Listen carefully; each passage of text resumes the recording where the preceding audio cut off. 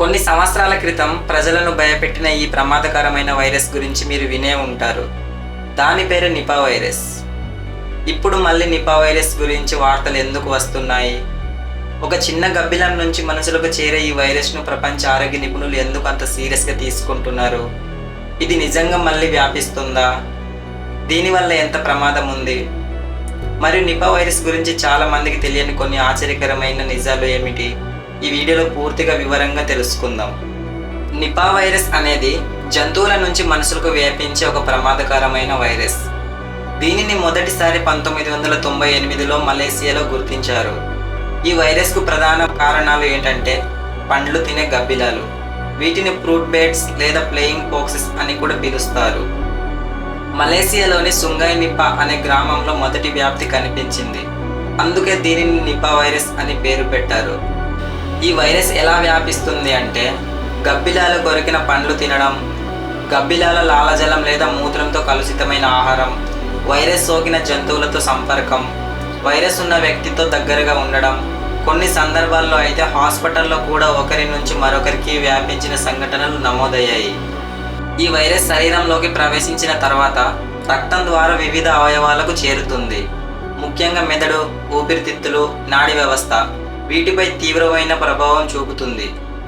మొదట్లో సాధారణ జ్వరంలాగే కనిపిస్తుంది. జ్వరం, తలనొప్పి, అలసట, కండరాల నొప్పులు, గొంతు నొప్పి.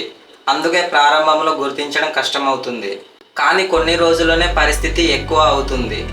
మైకం, అయోమయం, శ్వాస తీసుకోవడంలో ఇబ్బంది, మూర్ఛ, మెదడు వాపు, కొన్ని సందర్భాల్లో రోగి కోమలోకి కూడా వెళ్ళవచ్చు. ఈ వైరస్ ఎందుకు అంత ప్రమాదకరం అంటే చాలా వైరస్లతో పోలిస్తే నిపా వైరస్ మరణాల శాతం చాలా ఎక్కువగా ఉంటుంది. కొన్ని నిమిషాల్లో 40% నుంచి 75% వరకు మరణాల సంఖ్య పెరుగుతుంది. అందుకే ప్రపంచ ఆరోగ్య సంస్థ దీన్ని అత్యంత ప్రమాదకర వైరస్ల జాబితాలో ఒకటిగా చేర్చింది. నిపా వైరస్ ప్రధానంగా మలేసియా, సింగపూర్, బంగ్లాదేశ్, భారతదేశంలో ఎక్కువగా నమోదైంది. ఇండియాలో కేరళ రాష్ట్రంలో అనేక సార్లు నిపా వైరస్ కేసులు నమోదయ్యాయి. ఇక్కడ ఆరోగ్య శాఖ వెంటనే చర్యలు తీసుకోవడంతో వ్యాప్తిని నియంత్రించగలిగారు. 2026లో కూడా భారతదేశంలో కేరళ మరియు పశ్చిమ బెంగాల్ రాష్ట్రాల్లో కొన్ని నిపా వైరస్ కేసులు నమోదయ్యాయి. కానీ ఆరోగ్య అధికారులు వెంటనే కాంటాక్ట్ ట్రేసింగ్, ఐసోలేషన్ వంటి చర్యలు తీసుకోవడంతో వ్యాప్తిని అదుపులోకి తీసుకొచ్చారు. అందుకే నిపా వైరస్ను తేలికగా తీసుకోకూడదు, కానీ భయపడాల్సిన అవసరం కూడా లేదు. సరైన జాగ్రత్తలు, వేగంగా గుర్తించడం, ఆరోగ్య శాఖ చర్యలతో దీన్ని నియంత్రించడం సాధ్యమే. ఈ వైరస్ గబ్బిలాల నుంచి వస్తుంది కదా, కానీ గబ్బిలాలు ఎందుకు అనారోగ్యానికి గురి కావు అనే ప్రశ్న మీలో చాలా మందికి వచ్చే ఉంటుంది కదా. ఇది శాస్త్రవేత్తలకు ఇప్పటికీ ఆసక్తికరమైన విషయం. గబ్బిలాలు వైరస్లను ప్రత్యేకంగా నియంత్రించగలదని పరిశోధనలు సూచిస్తున్నాయి. అందువల్ల అవి వైరస్ను మోసుకెళ్తాయి, కానీ ఎక్కువగా అనారోగ్యానికి గురి కావు. ప్రస్తుతం మాత్రం ప్రత్యేకంగా నిపా వైరస్ను పూర్తిగా నయం చేసే మందు లేదు. వైద్యులు రోగిని అవసరమైన సహాయక చికిత్స మాత్రమే అందిస్తారు. ఇప్పటికీ సాధారణ ప్రజలకు అందుబాటులో ఉన్న పూర్తి స్థాయి టీకా లేదు. అయితే ప్రపంచవ్యాప్తంగా అనేక పరిశోధనలు కొనసాగిస్తున్నాయి. అయితే ఈ వైరస్ మనుషులకు సోకకుండా ఉండాలంటే ఈ 5 టిప్స్ ఫాలో అవ్వండి. పండ్లను బాగా కడిగి తినండి. గబ్బిలాలు కొరికిన పండ్లను పారేయండి. చేతులు శుభ్రంగా ఉంచుకోండి. అనుమానాస్పద లక్షణాలు ఉంటే వెంటనే వైద్యులను సంప్రదించండి.